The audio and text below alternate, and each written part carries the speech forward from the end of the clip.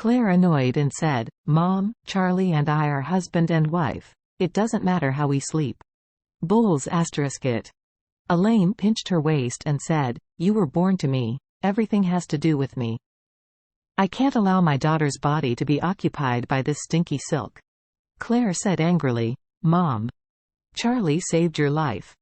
Elaine, with one hand on her hips and swinging one hand, said earnestly, "Don't talk to me about that useless thing. Your mother and I have been walking in the arena for so many years, relying on only 4 words. Heartless." After speaking, Elaine added seriously, "You have to be smart. A girl, the most valuable thing is her body. Your body, with your looks, will divorce Charlie in the future. Why can't you find a billionaire? By that time, won't our family be in full bloom?" Claire shook the quilt angrily, got up and said, "I am too lazy to tell you, I'm going to wash." "Hey, you kid." Elaine hurriedly chased her out, wanting to continue to educate her. Charlie opened his eyes only after the mothers left the house, and felt a little bit of fire in his heart. This devil's mother-in-law is really an unfamiliar white-eyed wolf, and he will have to teach her a lesson someday. At 7:30, Charlie pretended to have just woke up, and after getting up to wash, he went out to buy something and come back earlier. Claire hurriedly went to the company after eating. Elaine put down the dishes and she had to drag her old man Jacob to Thompson's villa. The villa has not been renovated yet, and she has lost a bit of patience. Jacob was unwilling to go and persuaded her. There are several floors in the villa, which add up to 1,000 square meters. The decoration is already very laborious. If you say less, you have to plan according to the time of more than half a year. It is useless if you are anxious. Elaine said dissatisfied, "I don't care.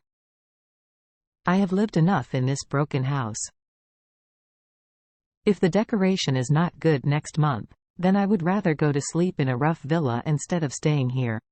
After finishing speaking, Elaine urged, "Don't talk nonsense, go change clothes numbly, drive me over to see, and urge the progress, otherwise, I'll take all the bottles and cans you bought.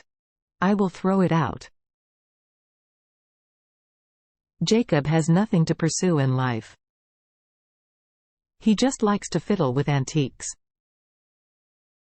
Although he is always scammed and bought a lot of tattered things, he himself always feels that those things are very valuable, even if they are not valuable now. Wait a few years. It will be very valuable, so it has always been regarded as a treasure. Now that Elaine threatened to throw away all his treasures, he immediately relented. Okay, can I go with you?" Elaine pushed him and said, "Then what are you still inking? Change your clothes." Jacob said with a sad face, "I haven't finished half of the fried dough sticks yet.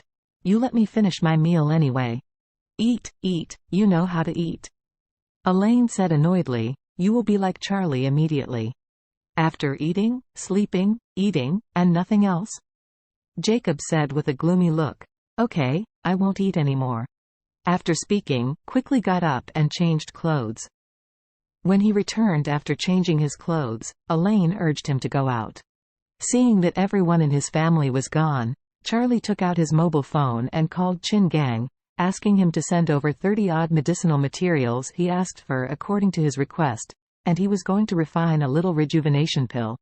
Chin Gang naturally agreed and said that he would bring the medicine to him as soon as possible.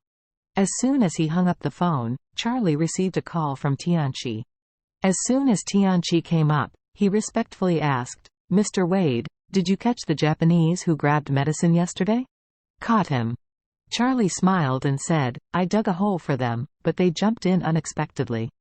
Tianchi was surprised and said, "Mr. Wade, I heard from my friends in the medical circle this morning that Masao Kobayashi of Kobayashi Pharmaceuticals in Japan passed away from a sudden illness early this morning. Shouldn't you tell me the 4 pills you gave? Is the pill related to the incident?" Charlie said faintly, "Masao died because of the 4 pills I gave you. Those 4 are not panacea at all, but poison." Tianchi had long expected that Charlie gave him a problem with the pill. Hearing this, he couldn't help but exclaimed, "Mr. Wade, you really know things like a god. If you didn't plan ahead, the magic medicine you gave me might be lost. The Japanese took it." While talking, he suddenly heard Tianqi's granddaughter Jovia's voice on the phone, saying, "Grandpa, Mr. Barena Wei and Liang Wei from the Wei family are here." Wei family? Tianqi frowned. What are they doing here? Charlie heard this and smiled. I heard that after Fredman took the Wei family medicine yesterday, the roots began to fester.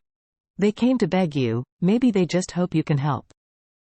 Tianqi said immediately, "Mr. Wade, don't worry, that bastard Fredman dares to disrespect you.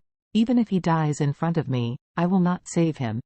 At this time, Barena and Liang were being stopped by the guys from the clinic. "Excuse me, do you have an appointment?" The guy looked at Barena very vigilantly. He hadn't met Barena, and there were too many messy people who came to clinic for genius doctors in the past 2 days, so he didn't dare to let people in casually. Barena hurriedly said, "Hello little brother, I am Barena, the eldest master of the Wei family. Please inform the genius Dr. Tianqi that there were many offenses at the Traditional Medicine Expo. I came here today to apologize and ask the genius Dr. Tianqi to give him an apology.